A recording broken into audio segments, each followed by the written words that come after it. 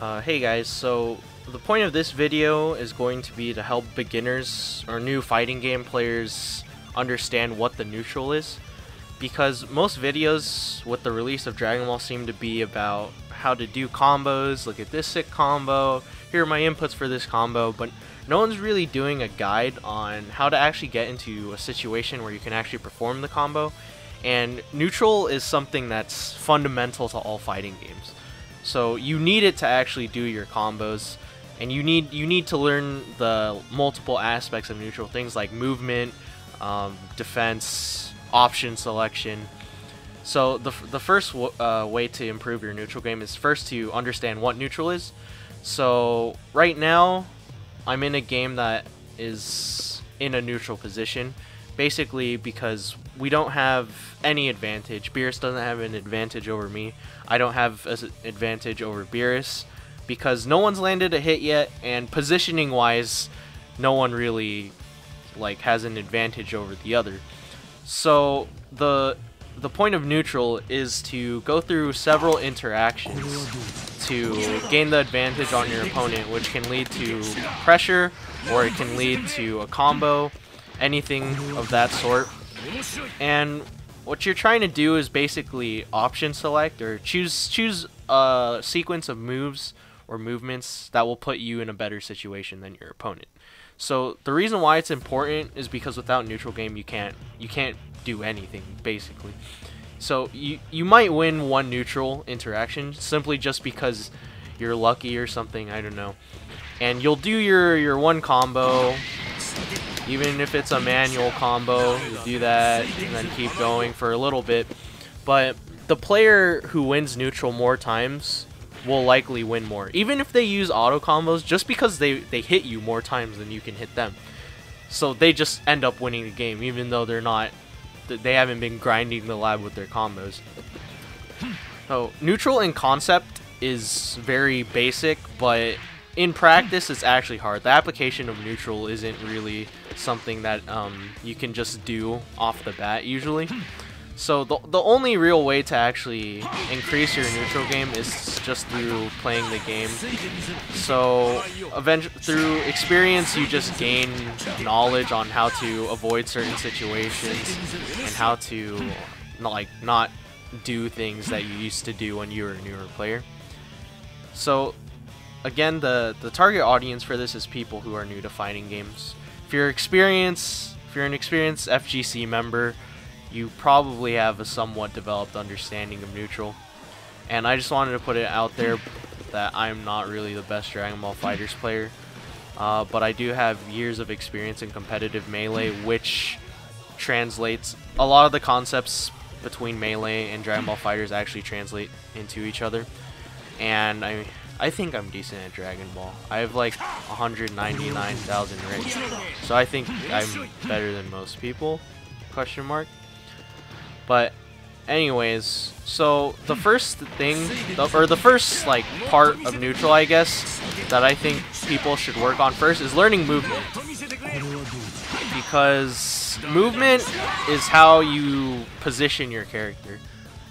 So you need to learn all of the movement options available to your character. So for hit, he has quarter circle forward, A or special button, which basically it's like a free cross up, but some people, once you get better at the game, they'll know how to counter this. They'll just block the other way, or they'll wait for you, they'll block it, and then they'll counter with an attack of their own. But what you can do is hit, a lot of characters have unique ways of moving around. So for hit, you can do quarter circle forward A, press Y in the middle, enter Tides of Time. And what that does is it allows you to do a double cross up before you even attack once. Now, something that I think all players should also know is, actually, let me turn on the input or virtual controller display. So this is what my joystick inputs look like right now. You can see what I'm doing.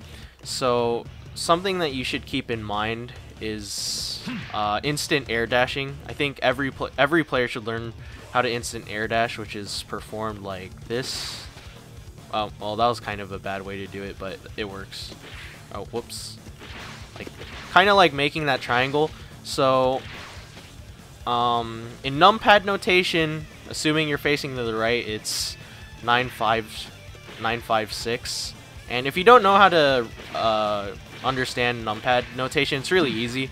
If you have a 10 key on your keyboard, just look at that, and 5 is the center of your joystick, and then 9 is the corner, 3 is the corner, 1 is the corner, 7 is the corner, and then so on. So when someone says 9, 5, or 2, 3, 6, that's basically quarter circle forward, like that.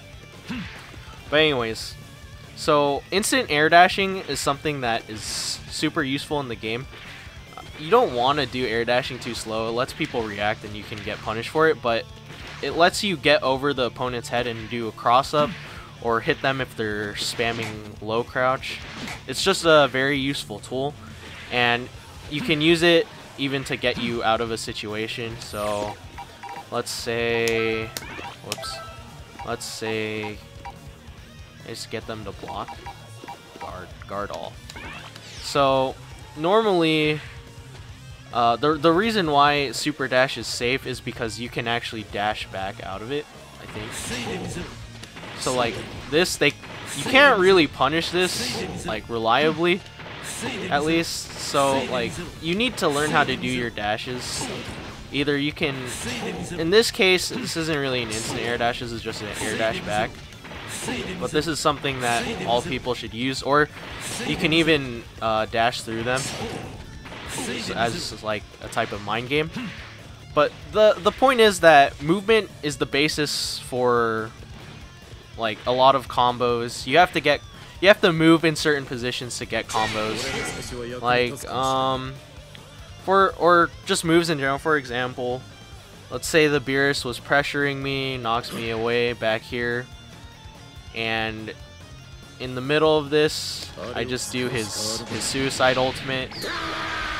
And this would count as me winning a single neutral interaction, and just because I'm Android 16, that ends up happening to be me killing the character. In other cases, that may or may not happen. It might lead to you getting a combo, or maybe you just get a single straight hit. So I forgot to talk about something in my first round of recording, and it has to do with movement. It's more of a specific like area of moving around and also like attacking, kind of.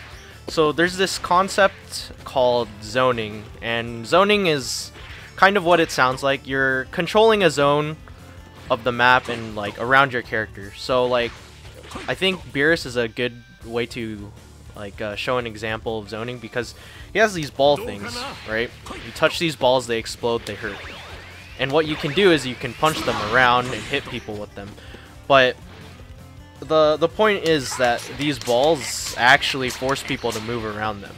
So like Tien, either he stands there, walks backwards, or uses meter to instant transmission me, or if he has a sliding move, then he can do that too, or he can super dash through them. But if I'm forcing him, with zoning, I'm forcing him to do something that may or may not be like unsafe.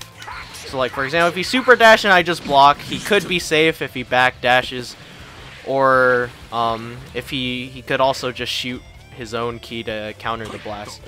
But your goal with zoning is you're trying to stop people from doing what they want.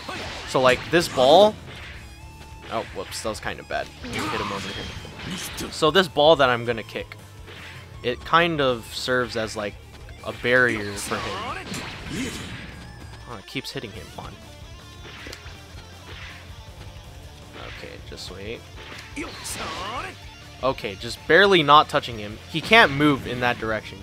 So normally, like in a game, if you do that, bounce it against the wall, they can't move. They can't move there, so you get to pressure them, and if they don't move into a better position, then they'll get hit by the ball, or they'll get hit by you. Or even something like this, you can hit the balls everywhere, put them up on top, and then hit some towards them, and they don't really have an escape. Their only option is to go backwards if there's space back there, or they can super dash or they have to instant transmission. But if you're expecting that, then you can punish that.